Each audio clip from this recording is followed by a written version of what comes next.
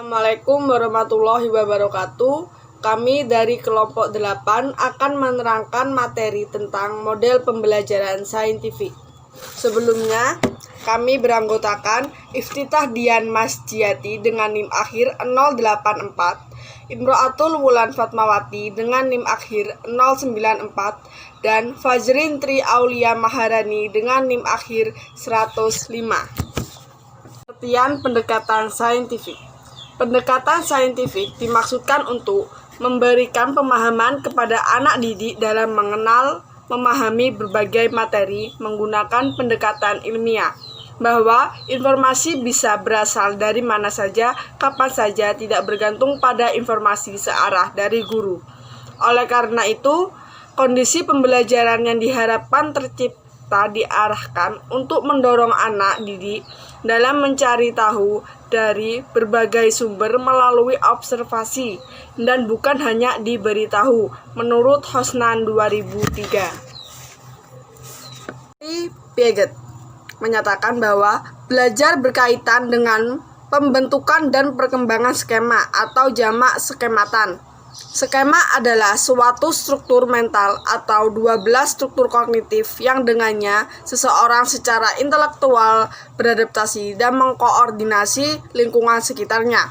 Sedangkan Vygotsky dalam teorinya menyatakan bahwa pembelajaran terjadi apabila anak didik bekerja atau belajar menangani tugas-tugas yang belum dipelajari, namun tugas-tugas itu masih berada dalam jangkauan kemampuan, atau tugas itu berada dalam zona of proximal development, daerah terletak antara tingkat perkembangan anak saat ini yang didefinisikan sebagai kemampuan pemecahan masalah di bawah bimbingan orang dewasa atau teman sebaya yang lebih mampu. Assalamualaikum warahmatullahi wabarakatuh. Perkenalkan, nama saya Iftitah Dian Masjiati dengan NIM 2002-10-20-50-84.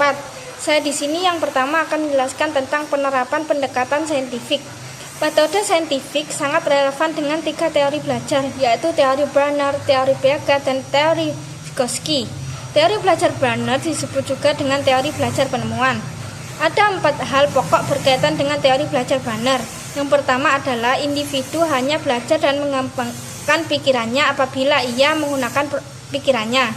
Yang kedua, melakukan proses-proses kognitif dalam proses penemuan. Anak akan memperoleh sensasi dan kepuasan intelektual yang merupakan suatu penghargaan intrinsik.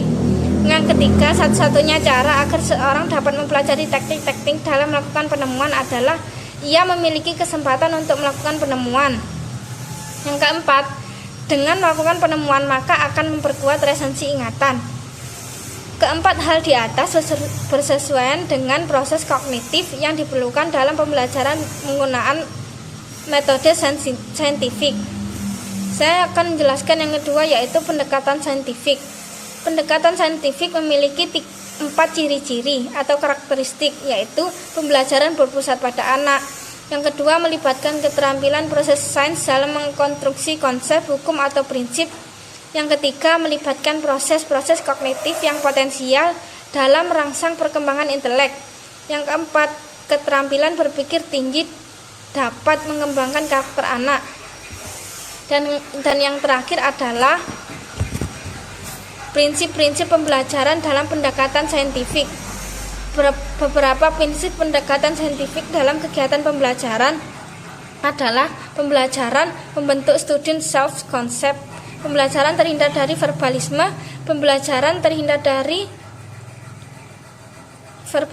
pembelajaran memberikan kesempatan pada anak untuk mengasimilasi dan mengakomodasi konsep hukum, prinsip pembelajaran. Pembelajaran mendorong terjadinya peningkatan kemampuan berpikir anak. Dan yang terakhir, pembelajaran meningkatkan motivasi belajar anak dan motivasi mengajar guru. Assalamualaikum warahmatullahi wabarakatuh. Nama saya Fajrin Tri Aulia Maharani dengan NIM 200210205105.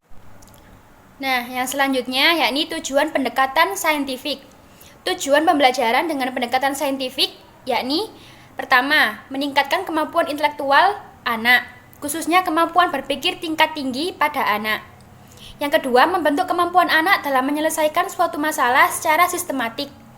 Yang ketiga, terciptanya kondisi pembelajaran di mana anak merasa bahwa belajar merupakan suatu kebutuhan. Yang keempat, diperolehnya hasil capaian perkembangan yang signifikan. Yang kelima, melatih anak dalam mengkomunikasikan ide-ide, khususnya dalam menghasilkan suatu karya atau pekerjaan. Yang terakhir, mengembangkan karakter pada anak. Selanjutnya, kesimpulan. Pembelajaran berbasis pendekatan saintifik atau ilmiah itu lebih efektif hasilnya dibandingkan dengan pembelajaran tradisional. Hasil penelitian membuktikan bahwa pada pembelajaran tradisional, retensi informasi dari guru sebesar 10% setelah 15 menit dan memperoleh pemahaman kontekstual sebesar 25%. Pada pembelajaran berbasis pendekatan ilmiah, retensi informasi dari guru sebesar lebih dari 90% setelah 2 hari dan perolehan pemahaman kontekstual sebesar 50-70%. Proses pembelajaran harus dipandu dengan kaidah-kaidah pendekatan ilmiah. Pendekatan ini bercirikan penonjolan dimensi pengamatan, penalaran, penemuan, pengasahan, dan penjelasan tentang suatu kebenaran. Dengan demikian, proses pembelajaran harus dilaksanakan dengan dipandu nilai-nilai, prinsip-prinsip, atau kriteria ilmiah. Pendekatan saintifik atau ilmiah mengembangkan kemampuan anak dalam mengamati, menanya, mengumpulkan informasi, menalar, dan mengkomunikasikan. Model pembelajaran yang dikembangkan dalam penelitian ini adalah memberikan gambaran yang cukup penting bagi guru dalam setiap aspek dan pendekatan saintifik ini. Terima kasih, sekian dari kelompok kami. Wassalamualaikum warahmatullahi wabarakatuh.